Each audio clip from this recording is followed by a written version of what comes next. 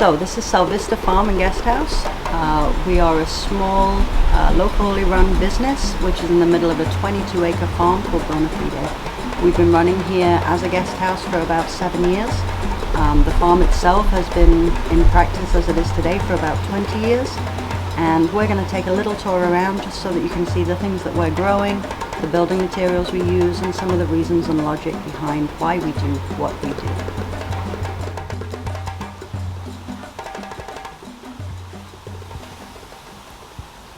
This place is a permaculture farm that was taken over about 20 years ago. When the two owners of this property took over, this was all plantain fields. So everything that you see here now pretty much has been reforested within the last 20 years. Now the idea was that they wanted to plan for the future, and they predicted that it would be very much like Southeast Asian weather. So that means heavier rainfalls, denser rainfalls, more monsoon-like seasons. And for the most part, they've been quite right. So that's why we've got so many influences from around that area. The jackfruit trees that we're famous for, they originate from India. This is a great tree to have around because it's known as one of the trees that can really alleviate world hunger problems. It grows very well even in droughts. It does well with these monsoon rains, and it produces just so much nutritionally rich food. So each one of these trees can produce about 100 fruits a year, and each fruit can grow up to 100 pounds. So this house here is the owner's home that he designed for himself to live in. This has been designed this way for a couple of different reasons. But the main and most important reason is the energy efficiency of it. And that works in two ways. So one of the ways is the way you usually think about for energy efficiency, thinking about electricity levels, things like that. So you want to make sure that you've got as much natural light into your place as possible while that's available. So by having this round design, it means we get the first morning sun from over here. There's a hole in the top of the roof with a glass top, which lets the light in all throughout the day. So with the cooling system here in the tropics, you want to have as high a roof as possible. So with having that hole at the top, it means that all the hot air can be going out the top and then circulating in through the bottom. So this is a very unique house for people who are very comfortable in this kind of environment here. Permaculture is all about thinking as efficiently as possible. It's all about trying to utilize the space that you have for any future things that might come up. It's about being as flexible and adaptable as possible. Now, talking about this efficiency, whenever you're trying to design what kind of elements you should put into your system, by system I mean your space. So for some people, that's a 22-acre farm like the one we're in now. For other people, that might be an apartment in a city. You can still apply these same principles and ideas regardless of where you are. So the elements, in this case, I'm talking about the buildings or the things you grow or the things that you're using there. In the idea of following the vein of efficiency, they should always have at least two uses. We call it stacking functions. So here, we've noticed this week that it's a windy season. January, February tends to be the strongest winds, and the winds here tend to typically come from the east all year round. So here, you can close down the shutters of this house if you're wanting to keep the wind out. The other reason that this is designed as it is to be a living example of some of the basic ideas of permaculture. Permaculture was a phrase invented by two Australian guys back in the 80s. It's originally made up of two words, permanent agriculture. The permanent part is the sustainable side of it. We want to make sure that we can keep doing whatever we're doing. When this land was all plantain fields 20 years ago, if that had just kept going as it was, this soil would be completely depleted by now. The idea in permaculture is that you're putting back in whatever you're taking out. You try and have as much of a closed loop system as possible, which means minimum amount of waste, minimum amount of things that you're taking out of that system without putting back into them. So permaculture is really about the scientific design of your land, your space, but based on some ethical values. So the three ethical principles of permaculture are earth care, people care, and fair share. So earth care is fairly obvious. We're trying not to be polluting the land around us, not to be polluting the waterways, making sure we're giving as many different habitats for things. We're not trying to chop down all of any one species. We're trying to keep as much diversity as we can to make sure that that soil is in good health, that the squirrels have something to eat, that the animals have a place to be running through. People care, especially important to us here, being a foreign-owned business within Nicaragua. For us, that's really all about sustainable employment. We want to make sure that the people who are working here don't have to worry that when a crisis comes up, that they're not going to be without work because of that. So that's where it's led on to us having lots of different offshoots and different branches of ways to make income that doesn't just rely on tourism, so that if anything like that fails, if we have a hurricane or a political disaster or a pandemic, then we still have other ways that we can keep this place going, we can keep the farm running, and we can keep people employed. And Fair Share is all about making sure that whatever it is that you are producing is being used somewhere. Trying to share that locally, trying to make sure that you've got animals that are eating the waste, trying to make sure that the things that you're growing are growing for a reason, they have a purpose, and that's being distributed all around. It's also one of the reasons that we try and use as many locally produced items as possible. We're not trying to be self-sustainable. I really dislike that term, honestly. I think it puts us as though we're something a part of the community that we're in, and we're not. We rely on all of this community around us. So everything that we can buy locally, we will. The things that we don't produce, we have chickens and ducks, but we don't produce enough eggs to keep us going for the amount of guests we have for breakfast in the morning. So we buy those from a couple of kilometers down the road from someone who has a local farm. The yogurt that we have here is produced by somebody when the cows are producing enough milk. We have that's bought locally from a couple of meters down this way. So we're really trying to branch out those systems into the local community to make sure that there is enough coming in from around us. That really strengthens the web, and it really helps everyone. Permaculture really tries to follow the patterns of nature. In modern large-scale agriculture, you tend to find giant rectangular rows of fields with everything going in straight lines, everything monocropped, all the same height. This is the opposite of that. People often ask me here, where is the farm? Because we don't have a set area for any one thing, it looks like there is no organization to the place.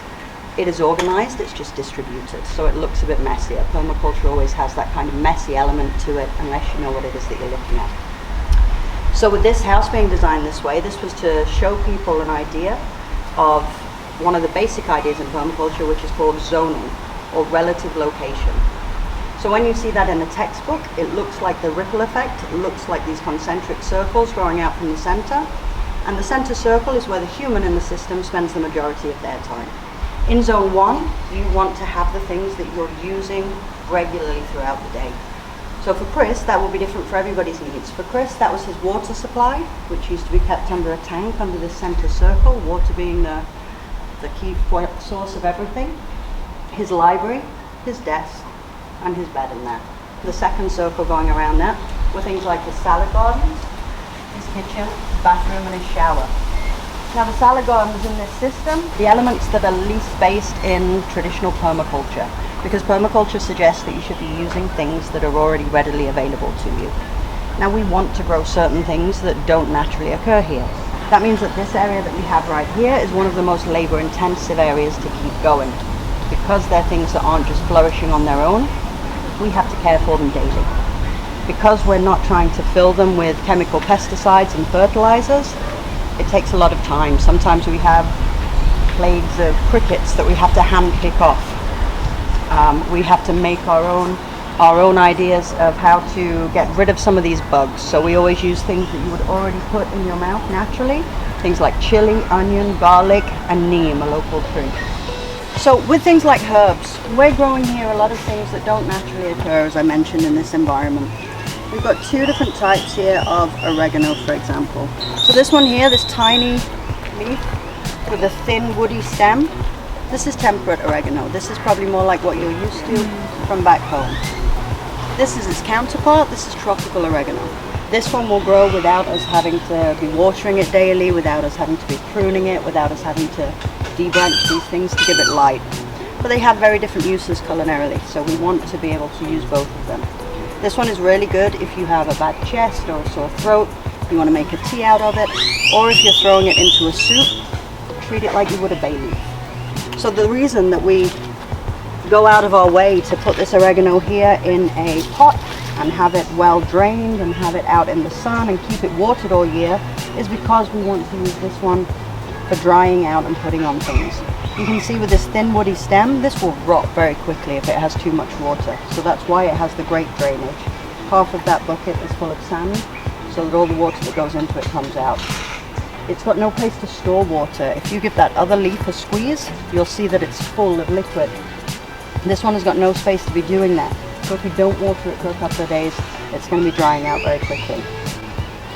Other things, you can generally see what doesn't belong here because it has these thin woody stems. Things like the mint takes us a long time. These have been going for about 4 months just to fill up these small pots here. But this soil here has been specifically prepared so that it has layers and layers of drainage. Nowhere else in the farm do we have to prepare soil like we do here. That's why we put the most amount of time and effort into this one area. Sometimes we don't have to grow an alternative. We don't need to put our effort into growing cilantro, which is thin and doesn't have much, the same way as this. It doesn't have much leaf space to be soaking up all that sunlight. Really difficult for us to maintain. Instead, we just grow the local version because it's doing exactly the same thing when we're putting it in our food. Now, we keep some of our areas right around the kitchen watered and around the main paths, but we don't want to be using too much water all year round. So this one, when this is dried off and we don't have an indicator of where it's growing, we still harvest the root all year round. So what we do with this is we plant it right around the path edge. So we know exactly where it is that we have to dig up to get to it. Then that's very easy to just break off some curcuma all year round here without having to be kind of guessing where we're digging up through there. So it's turmeric. Turmeric, yeah. This plant here is also edible. It's not delectable. I wouldn't choose to eat it. But in a pinch, if everything else dries up, this stuff does have some nutritional value and it's very pretty on a plate. We don't grow it as a food source. Our main reason for growing it is as a ground cover. We're on a slope, we get lots of rain, we only have a couple of centimeters of good topsoil. So we don't want any of that rain washing away all that good surface soil that we've got. We don't want the sun drying it out and baking it. So by keeping something like this that is very easy to grow, you can literally just pick a bunch up, throw it down there, and that will be going very shortly.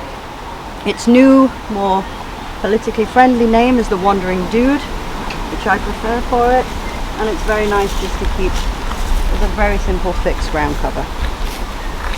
So let's have a look at this house over here. This is the first house that was designed and made as a guest house. Now at this point, Chris was actually the student rather than the teacher here, and he had a couple come over from Canada to show him how to use all this timber framing. So all of these joins are being used, just the wood itself, to put them together. He used as many different building materials as possible. We've got the locally baked brick. This island is full of clay on this side, the Madeira side. So if you drive just a couple of kilometers further on the right hand side to the east, you saw people with bricks all in their back garden, homemade kilns. Yeah, so for this, for tiles, for the roofs, this is the perfect place to have something nice and simple there. It's got a cob finish in between, so that's a mix of clay, sand and straw. And then we've got the cement base. We do have to use a concrete base.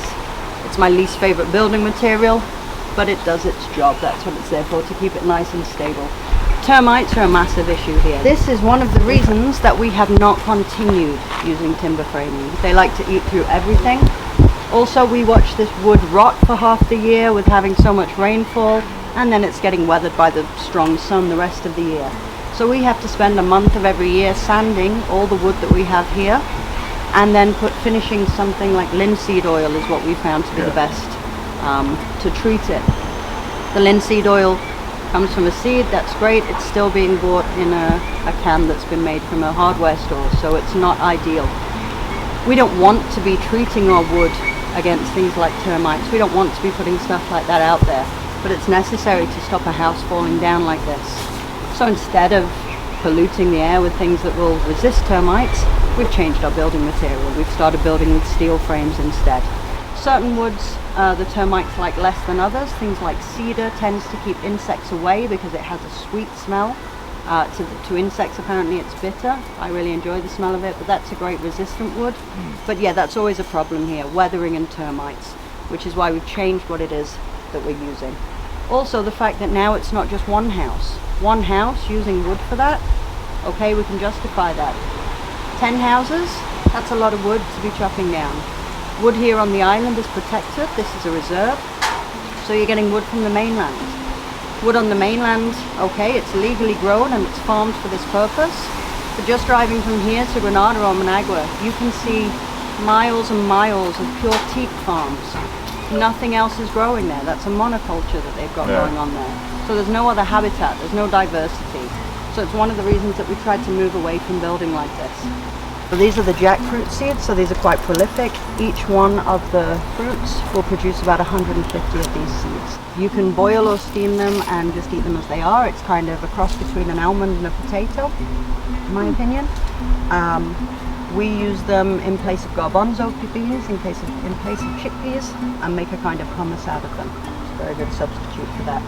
Sal Vista is 2 acres in the middle of this 22-acre farm. As you get further and further out, you're getting a little more into the wilderness. It's not all trimmed and neat and tidy. It's not got all these path edges. There's plenty of other things growing. We've got a big palm section down here. We've got the African palm that you're seeing growing here. We've got big sections of jackfruit, lots of bamboo, a section of eucalyptus that we use for building. Eucalyptus isn't a native tree. It grows quite tall and straight and fast. So that's what we use for all the framing, for all the handrails on your houses, things like that. One of the things we have in abundance too, but then you need to make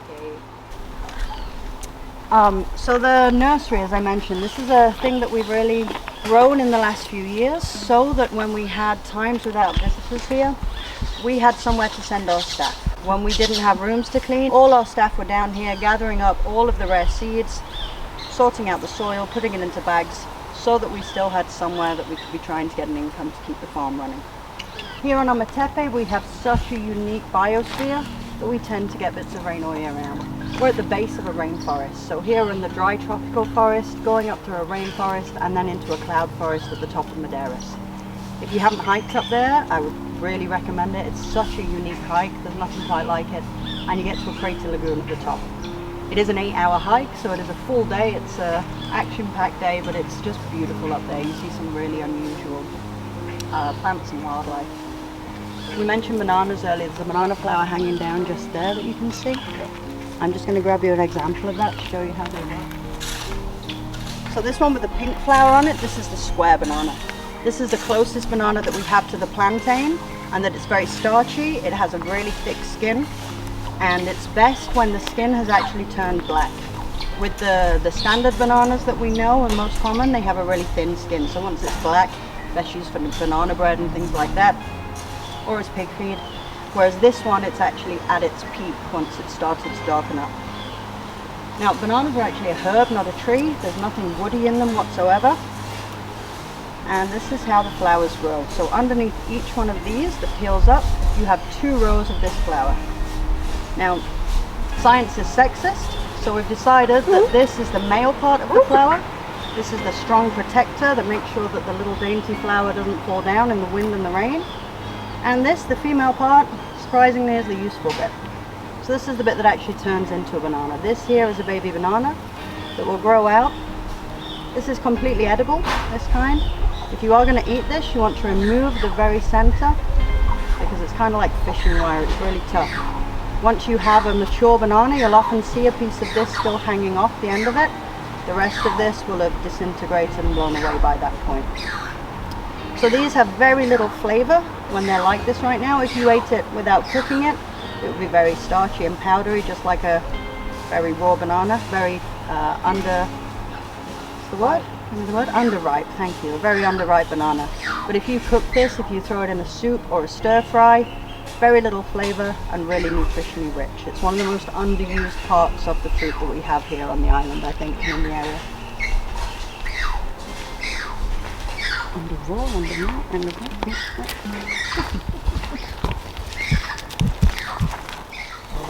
So these ones, Malinche de Jardin. These make really beautiful flowers that are known to attract butterflies. So if you want to create a butterfly garden, then this is ideal. What's it called?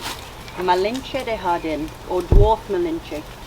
There's a really large Malinche tree here, which is very famous in the area, with big red petals that have kind of yellow and white speckles. There's some on them. Oh, your cabin that you stayed in last night, that's full of these, yeah. So you should be seeing lots of butterflies in that area, exactly. And they're dwarf, so they only grow to about human height. You can keep chopping them down and keep them at a very reasonable level. But they are full of spikes, so just be careful as you grab hold of them. Alright, so now it's piggy time. No. This one's still quite puppyish and sometimes nibbles. Just look out for that. Is the dog allowed in? No. No. Say, Loki, you know you're not allowed in. Out. Move. Stay nice. Stay nice. So, the reason for having pigs originally here is to give us another link in the chain. We don't need, don't open that gate. We don't need to be making compost. We have enough good fertile soil that would just be an extra task for us to do that we don't want or need. The only soil that we really process is the stuff that's in our salad garden. The rest of the stuff is great just as it is. So this gives us a place to empty our food waste. So we can just bring our food scraps down here, we can bring any excess jackfruit that we have down here and throw it in. These guys are quite happy to dispose of that for us. Now, in 2018, when we suddenly stopped having guests and we had 8 pigs, we didn't have that food waste to be able to feed them anymore. So we had to unfortunately get rid of most of them because instead of being a help, they turned into a hindrance, they turned into a cost. We had to search for food for them every day, we had to go and find extra supplements. We feed them, if we don't have enough food here on the farm, she just likes a piggyback, she's done this since she's a baby. If we don't have enough food on the farm, then we go and buy things like extra rice husks or semolina, local stuff. You're a big softie. Now she loves the belly rubs. And this one just loves jumping on top of her. We do not fill them full of stuff that is purposefully making them fat. This is just her natural state after eating all the fruits and veggies that we've got from here. So in 2018, when we had to get rid of the 8 large pigs, we brought in 2 baby pigs. Unfortunately at that time, the pig that we tried to have impregnated didn't have big enough nipples to be able to feed her young. So we would have had to have hand reared them, which sounds cute for about 12 hours. After that, it sounds like a big job. So instead of doing that, we brought in 2 baby pigs. Now she was the runt of the litter. Everybody laughed at me when I decided to bring her home, but she was the friendliest immediately. All the other pigs went running away, had to be rounded up. She came running over and she knew she was going to be nice and safe here. So she is definitely friend and not food. And we brought her a suitor over a couple of times to try and have her own piglets, and she's not been interested in any of them. Wow. So we've had some new baby piglets that have been locally born brought over to us. The system here is really interesting actually when you do have a pig to impregnate. If you ever see a male pig walking around town, don't nibble my butt. If you ever see a male pig walking around town, he is the male gigolo and he will be taken around to all the female suitors around town. Now you don't pay anything in the moment, but if the whole process is successful, then you will give one of the litter to the person who owns the male pig. It's a very similar system with the way people rent out a lot of their land here. They'll rent out areas of their farm, fields, just so that people can grow rice one year, and instead of being paid for it in cash, at the end of the season, once the crop is successful, then they'll hand over a sack of rice. So it means that you're not paying out, you're not having to pay and use that risk if something doesn't happen, if the litter doesn't come to term or a hurricane knocks down all your crops, for example. So these have a symbiotic relationship with these ants that are living on them. Underneath each one of these bullhorns that's mature, I'm going to be quick because they will bite me. Can you see it? Can you see a little hole on the bottom? So there should be a little entry hole underneath each one that you can see just on the underside. So they live on the inside of this bullhorn. It's hollow on the inside. And at the tip of every stem here, you'll see there's little nodules, which is where they feed.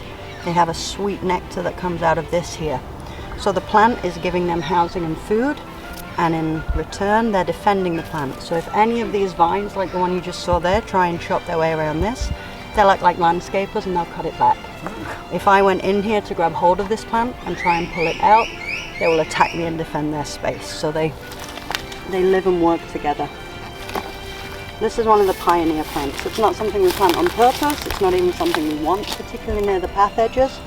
It's often planted around the edge of your property, especially if you have cattle and things like that, just to make a nice living defense for things getting in and out. This one here, that ackee from the tree we got there. Now when it's closed like this, do not eat it. You do not want to peel this open, and put it in your mouth. It's very toxic. At best, it can cause some severe stomach upsets. At worst, it could be fatal. Once it's open naturally on its own, like this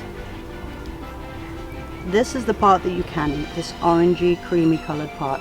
Very unusual fruit, very nutty in flavor. It's a really interesting flavor, but the seed is full of toxicity, and so are the bright pink roots. Now this one is not developed enough to see how the bright pink roots.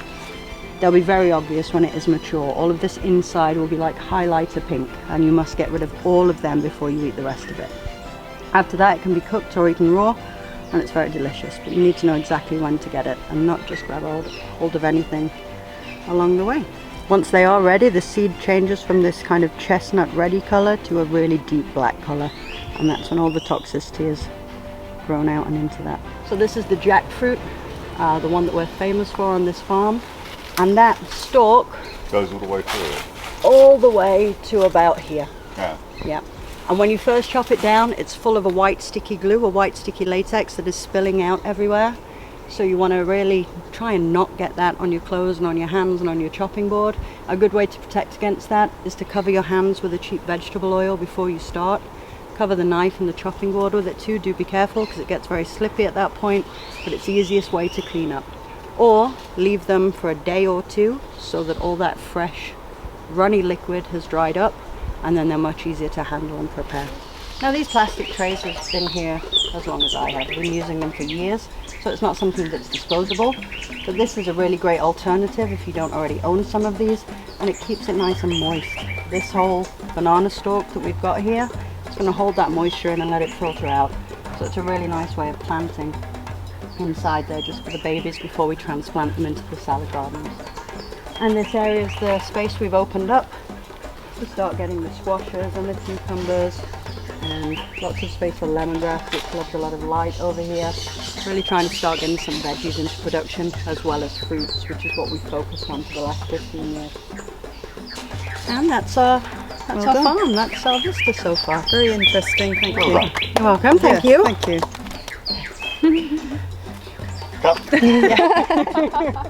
Hi, I'm Chris. I'm on holiday here in Nicaragua and I'm from the UK.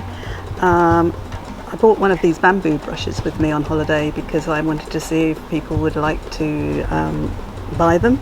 They are 100% compostable, and they were designed by a young couple in England, and they had been on holiday and abroad in lots of places and were really upset about all the waste plastic, especially on beaches and places like that.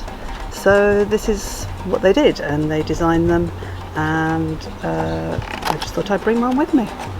This is what they look like. Totally made of bamboo, recyclable, and if anybody's interested, they can have a look at the website, which is www.bamboobrush.com. If you take a picture here, you can tag and take a photo and tag us at Bamboo Brush.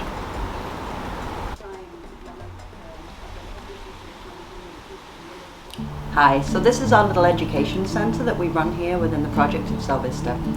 We started off about 2 years ago during the pandemic as a small school for local and expat children, and we've since branched off in the last couple of years, and now we have this small little humble education centre. So we teach about 30 students a week, 12 hours of classes for each student, and we're just looking to see if anyone can help and send any donations for books, anything, any stationery, any supplies that could be useful here. Always really gratefully received. We teach bilingually. We teach subjects such as science, art, math, the STEM subjects, and we're always looking to expand our library collection. So if anybody has a way to be bringing any donations down here when they travel to Nicaragua, that would be absolutely fantastic. And if you'd like to sponsor a student, it's $20 a month for their whole classes and their materials that they need.